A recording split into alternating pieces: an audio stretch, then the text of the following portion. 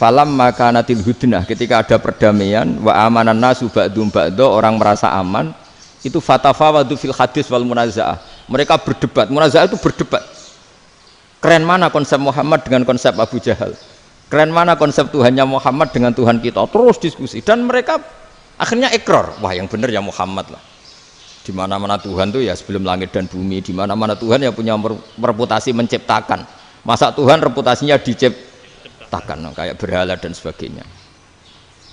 Ibadah juga gitu, ibadah wong kafir itu kalau tawaf itu telanjang, ibadah Muhammad santun pakai pakaian, terus akhirnya mereka mulai tertarik Islam. Sehingga saya lihat di beberapa tafsir, saya memang tidak akan ngomong yang tidak serius, ngergani Unisma ben sawangane pemikir serius. Di Quran itu sampean lihat di tafsir Tobari itu ada ayat bal naqzifu bil haqqi 'alal batil fayadmaghuhu fa idza huwa zahid. Qadzafa itu kalau di kamus tak lihat itu takallama bila dalilin. Qadzafa itu yes pokoknya sekenanya. Artinya gini, kebenaran Islam atau kebenaran hak itu kamu taruh sekenanya saja itu tetap menang. Apalagi kamu taruh secara teratur, kamu taruh sekenanya saja itu tetap menang. Sehingga di sini banyak sahabat yang hidup di Cina. Sekarang juga banyak orang alim yang milih hidup di Amerika, banyak orang alim yang milih hidup di Inggris. Dan mereka pede, percaya diri, karena kebenaran itu kamu letakkan di mana saja, itu tetap akan menang, akan menemukan momentum kemenangannya. Misalnya gini, contoh paling gampang.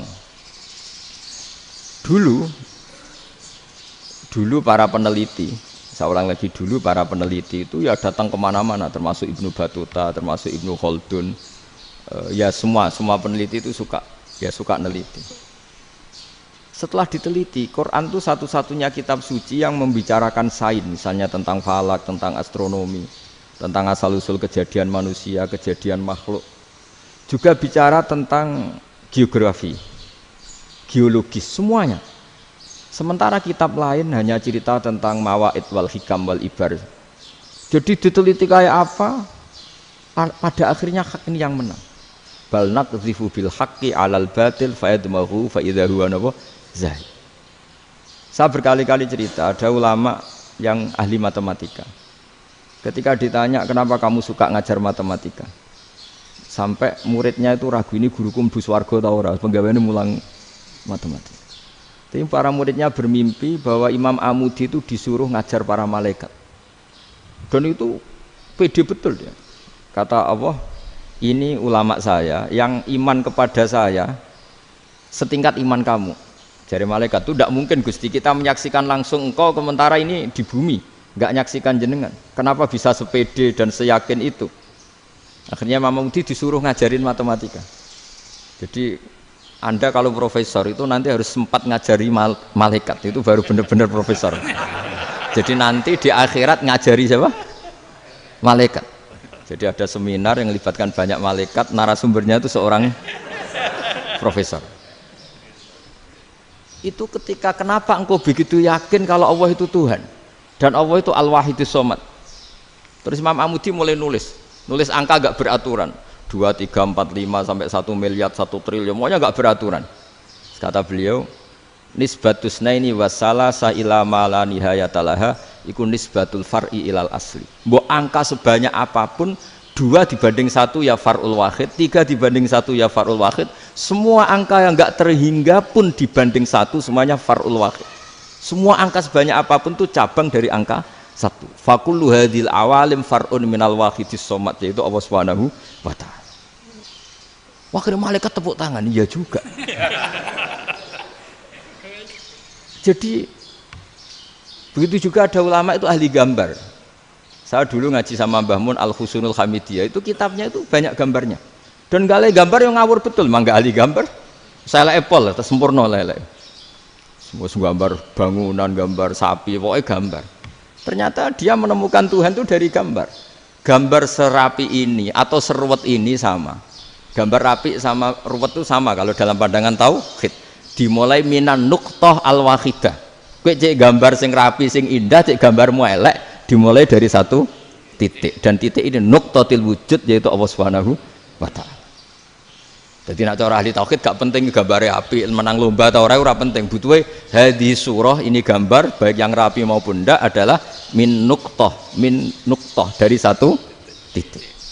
Ya. Alam raya sebanyak ini mbok gambar mbok ora, cek mulai Mars sampai Jupiter kabeh semua bentuknya yang banyak ini semuanya min nuqtatil wujud, yaitu dari titik wujud. Ini kok Allah Subhanahu wa taala. Di sini hebatnya ulama-ulama, mbok dia pengajar matematika, mbok pengajar gambar, semuanya dipakai perangkat untuk tauhid.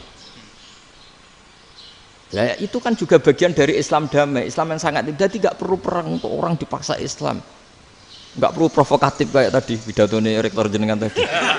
Jadi ciri utama ilmuwan tuh kalau ngomong datar tapi logikanya nggak terbantahkan, itu ciri khas ilmuwan. Kalau ciri khas politikus kalau ngomong itu keras. Provokatif lah kira-kira gitu. Tapi isinya biasa. Nah saya berharap nanti semua profesor doktor itu datar tapi isinya kualitasnya bagus ini. Mentes. Jadi makanya terus kata ulama kenapa diistilahkan balnat zifu bil haqqi. Kenapa pakai qadzafa sementara qadzafa maknanya takallama bila dalil. Maksudnya bila dalil di sini itu min ghairi ikhtiyajin ila dalilin. Kebenaran itu memang nggak butuh dalil. Apa kita perlu dalilnya apa? Buktinya apa? Kalau 3 itu cabang dari 1. Wong gendeng yang takut gitu pas orang gendeng. Wong 3 cabang dari 1 kok ditanyakan buktinya apa? Itu min awalil bid'ah. Pertama orang pasti tahu kalau 3 itu far'ul wahid. 1 juta juga far'ul wahid. 1 miliar juga far'ul. Gambar yang sebanyak apapun ya dimulai dari 1 titik, cek gambar bener maupun yang tidak. Akhirnya apa? Ulama dulu itu sebegitu rileks nerangkan tauhid.